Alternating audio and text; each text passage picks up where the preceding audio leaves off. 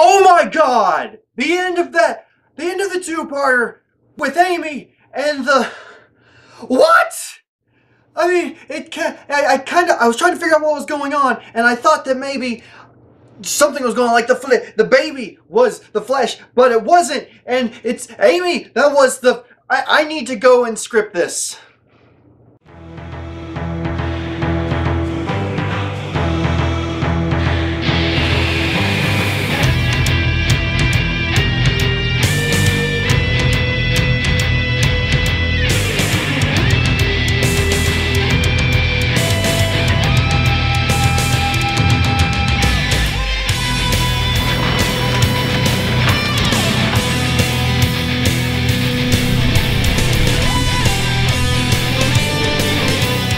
Hello everyone, I'm Papa Kenn and welcome to episode 62 of Discovering Doctor Who. Today the episodes I'm going to be talking about are the Rebel Flesh and the Almost People.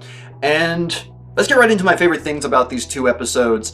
The first of which is the gangers themselves. And honestly, I would have to say, even though this is the first one I'm listing, the gangers were probably either my absolute favorite part about these two episodes, or like just a very close second, because they bring up a lot of different things. Well, first of all, in that intro scene where one of them falls into the acid and it's just like, oh, I'm dying, I'm melting, so yeah, that's your fault, hope I get compensated for this, melts away.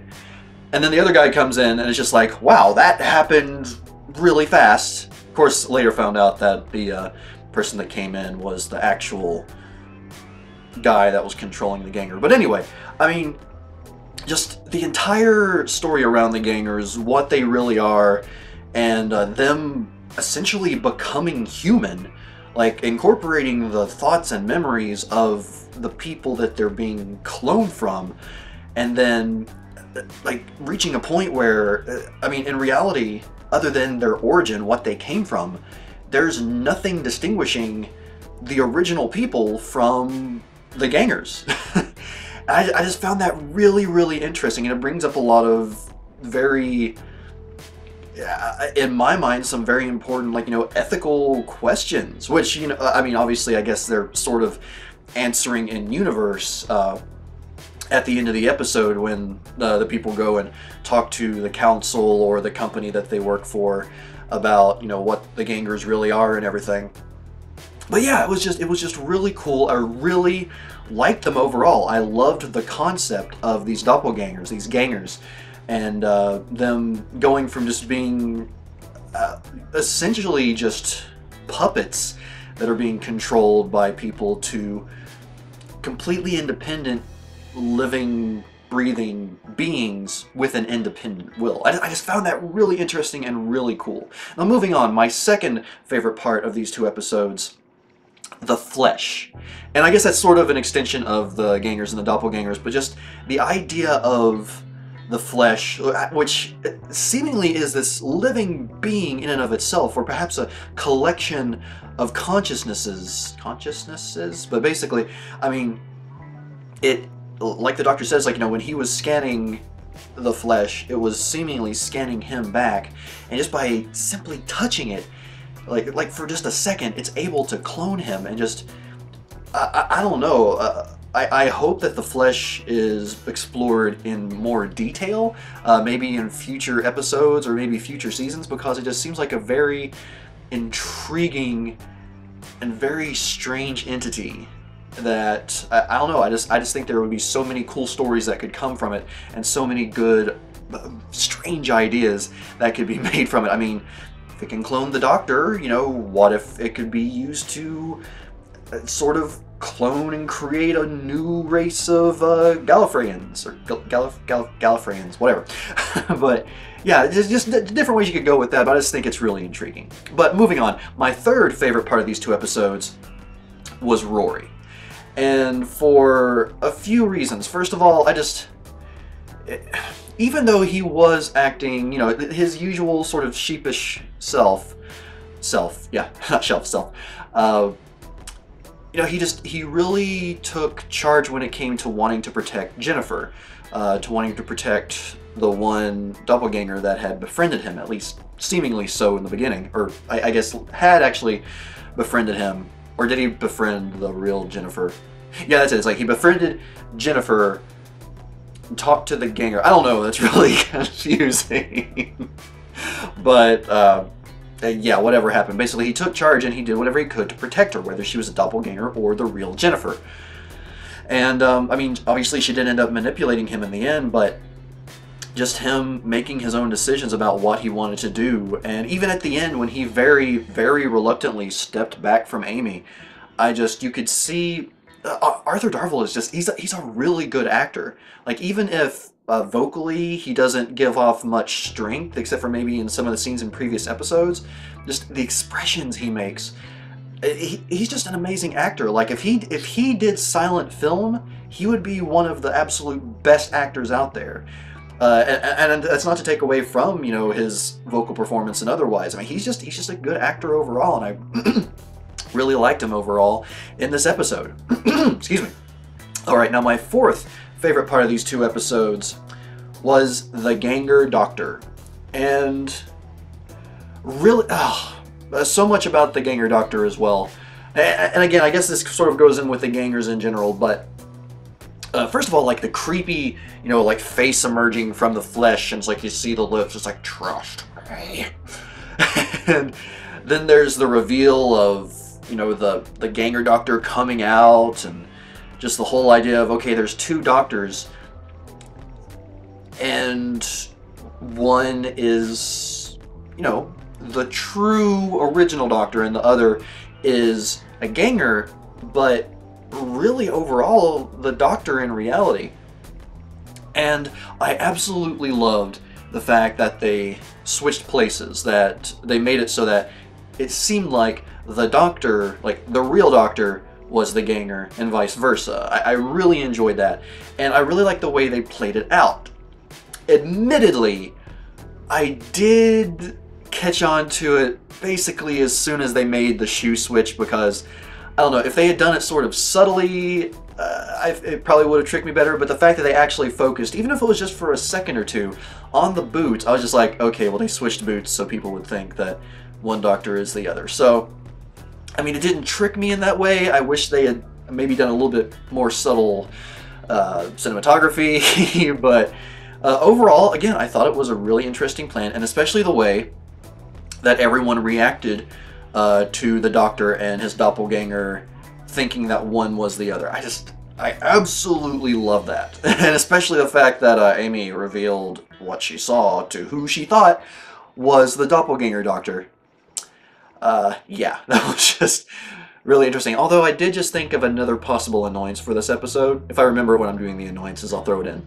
But my fifth and final favorite part of this episode, as you saw in the intro for this video, the end of these two episodes. Oh my god. I was not expecting that at all. I don't even know what to say at this point. Like, I need to watch the next episode to find out what happens next, because it just, that ending left me speechless. It literally left me speechless. I wish I had been recording to get my reaction to that last few minutes, but I was just thinking, oh, okay, well, you know, this won't be anything really big. But that's why I filmed my reaction right after watching it, because holy crap.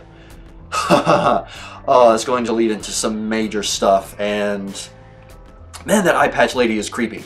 That was the first time I guess we saw her like really up close. So that was the first time, you know, really getting to see her full face and not just sort of from a distance. I thought she looked kind of weird before, but she was really creepy. Kind of scary looking. Well, that's the purpose of her, I guess. But yeah, whew, just craziness. And moving on from there, I do have a few annoyances with these two episodes. Let's get started. And I have a feeling some of you will probably disagree with me on this, but Amy honestly kind of annoyed me. And it wasn't throughout the entirety of both episodes, but it's after the doppelganger, or the Ganger Doctor, is revealed, and just complete and utter distrust of him. A complete and utter distrust of him.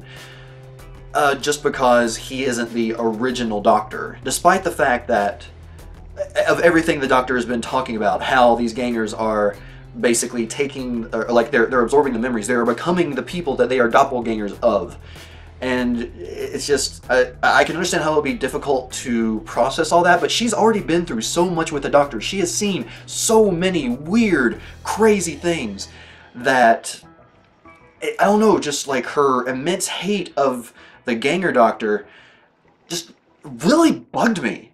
Like, she didn't give him much of a chance. Now, admittedly, when she did seemingly give him like the slightest chance, when she revealed her secret, who we thought was the Ganger Doctor, but who was the actual Doctor, kind of went nuts for a second there.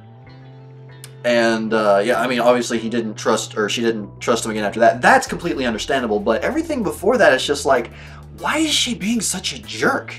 It just, I don't know, it seemed forced to me. I know she has a very strong personality, but from my perspective, it just seemed very forced. You know, just very, okay, we need Amy to act this way at this point in this episode. I don't know. Again, maybe it's just me, and if you all see it differently, please do let me know. It's just, that's the way I perceived it. And before I actually move into my next one here, that actually reminds me of my second annoyance with these two episodes, is when who we later find out is the Doctor kind of freaks out and chokes Amy. That part really bothers me for a couple of reasons. One, if something that he was sort of getting on a psychic link level really did hit him, why was it affecting him, the original Doctor, more than the doppelganger, which came from the flesh? That just seems strange to me. But also, he was choking Amy. Now, I don't know if that was his purpose, just to make her not trust him more, to make her really believe that he isn't the original Doctor, or what, but that really bothered me. Even now, it's like I kind of blocked it on my memory, I guess, for a short time, but once I was going over a few of the points here, I remembered that, and it really does bother me. So, yeah, if any of you have thoughts on that particular scene, please leave them in the comments. I don't know how to feel about that right now. Just as it stands right now, that scene really bothered me. But moving on, I guess now my third annoyance with this episode. Jennifer's final form at the very end is just ridiculous. Now, I can get how, like, her being able to stretch out and everything like that because she's like this liquid flesh. I mean, and that's fine, but she pretty much always maintains basically a human form, even when they aren't able to hold, or she isn't able to hold her true, like, you know, the perfect complexion of a human. You know, she always appears human until the very end, where she turns into like a xenomorph / raptor / something. I don't know, the skin even kind of reminded me of the Slitheen, like the CGI Slitheen from the 9th season. It was just really strange. And it was just ridiculous. And this thing, which, you know, seemingly, like, it looks pretty darn powerful. And I understand that they barricaded the door, but even with just two people holding it, it seemed kind of strange that this supposedly, like, getting much stronger and stronger being just couldn't break the door down. I don't know, that's definitely a nitpick, but her final form in and of itself was just ridiculous. Again, just in my opinion, but it was just weird. But moving on, my fourth and final annoyance with these two episodes was that when they were doing the scan trying to find Rory and they couldn't detect him, that was never explained. It's like, I understand them not being able to pick up the gangers for some reason, but to not... Actually, never mind. I'm going to scratch that annoyance, because I actually just came up with a little theory about that, possibly. I'm not going to name what it is, but after I'm done recording this, I'm going to write it down just so I can keep it in mind. Huh. Interesting. But moving on, time to get into my song of the episode. And this one was honestly a little bit hard because most of the music was pretty low-key, very somber, nothing very exciting. And unfortunately, overall, the soundtrack, like, there was nothing that, at least to me, seemed really unique, or nothing really stood out for the most part, except for the very last one of the 2 episodes, which is called Loving Isn't Knowing, the Almost People Suite. And that one, again, it's very somber, a slower song, but I liked it overall. It's the one that stood out because it had the most dynamics, and it didn't give me chills like some of the other favorite songs I've had of this season so far. But it was definitely a very nice one. Now, if any of you all have songs from this episode that you like, please do let me know, because, again, I just didn't find many of them that intriguing. They were very appropriate and very good songs, just none that reached out and grabbed me, I guess you could say. But moving on, time for the quote of the episode. And, yeah, I think you all might see this one coming, maybe not. But basically, my quote of the 2 episodes, I said episode, I meant episodes, was when the Ganger Doctor is revealed. And it's basically the final words of the episode. The Ganger Doctor is in the shadows and comes out, and he's saying, "Correct in every respect, Pond. It's frightening, unexpected, frankly a total, utter splattering mess on the carpet. But I am certain, 100% certain, that we can work this out. Trust me, I'm the Doctor." That moment right there, especially when he looked at the camera and said, or well, looked at Amy and says, "Trust me, I'm the Doctor." Chills! Just such a good moment, such a well done segment, and such a great way to end the episode. Just this really creepy, weird, amazing sequence, which actually that brings me to, I guess you could call it my honorable mention as far as the quote of the episodes goes, but at the beginning of the 2nd episode, when he's sort of like fighting, or the body's struggling to take in all of the previous incarnations, the one that goes forward, and you hear, I don't know which Doctor it was, but his words is, "Would you like a jelly baby?" That was, even though I haven't seen the classic episodes, I've heard about the jelly babies from you all, and I just found that to be particularly funny, and it definitely gave me a giggle while I was watching. So yeah, that was pretty cool. Now as for my overall thoughts on these 2 episodes, I did like them. They were definitely enjoyable, very intriguing, and had a lot of really good points. But overall, I thought they were kind of overall. And it kind of has to do with, it's sort of the, to counteract the gangers, which again were like basically my favorite part of these episodes other than the very end.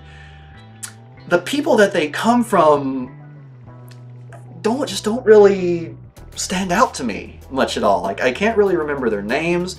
The only one that kind of stands out was the one who had his son. You know, he called in and he was talking about his son's birthday coming up. Like, you know, that was kind of intriguing, but otherwise they were just meh characters, and I don't know, that counterbalance there between the very interesting aspect of the gangers and the people that the gangers were imitating, just, I don't know, it kind of counterbalanced, and it was just hard to take interest in the characters themselves. I don't know, maybe that's just me. Well, I know that's just me talking, it's my opinion, but it just, it just really hurt the episode overall. Now again, there were some aspects of it that were really, really good, especially the end, but overall, I just have to say I like these 2 episodes. If you absolutely love these episodes, I completely understand, because there are some amazing aspects, and some of the negatives you could probably overlook, but for me, there were some significant issues, and these 2 episodes didn't hold my intrigue as much as the previous one did. But again, just for me personally. Now, before we move on, I do have a question of the episode, and I forgot to write it down, daggone it. Well, I'm pretty sure I can come up with a couple of questions off the top of my head. First of all, who is the eye patch lady? Who is she? Am I going to find out next episode? I hope I find out next episode, because that's driving me crazy. Second of all, I assume that Amy was taken in between the 1st and 2nd episodes of this season. But when? Who took her? I assume someone working for the eye patch lady took her, but was it the person in the astronaut suit? I don't know that it could have been, because it was, I assume, her child grown up a little bit, or the little girl that took her. I don't know. And I feel like I had another question. Oh yeah, it has to do with my theory about the whole Rory deal, but that'll wait for another day. So yeah, feeling kind of energetic and frantic, and if it wasn't so late, I would definitely be watching A Good Man Goes to War tonight, which actually, now that I say that, that is the next upcoming episode. A Good Man Goes to War and the prequel. Yes, I will be watching the prequel as well, so I can get a good little idea of what's going on there. And everyone, thank you very much for joining me for this episode. I am doing my best. I mean, honestly, like I said, if I'm not able to watch it tonight, I'm definitely going to be watching the episode tomorrow morning before I leave for work. So I'm going to do my best to record an episode for A Good Man Goes to War and the prequel tomorrow, if at all possible, so that I can hopefully get a new Discovering Doctor Who out on Friday. Now, as always, everyone, thank you very much for watching this. Thank you all for joining along with this community. And as of this recording, my subscribers is currently standing at 595 subscribers, almost at 600. That's just friggin' amazing. I love you all. You all are amazing. And thank you so much for coming along for the ride. And if you want to check out some of the other videos I've been working on recently, click here, click here, click here. I'll include some pictures so where you can tell what they'll be taking you to. And moving on from there, everyone, I will see you next time on the next Discovering Doctor Who. And why not?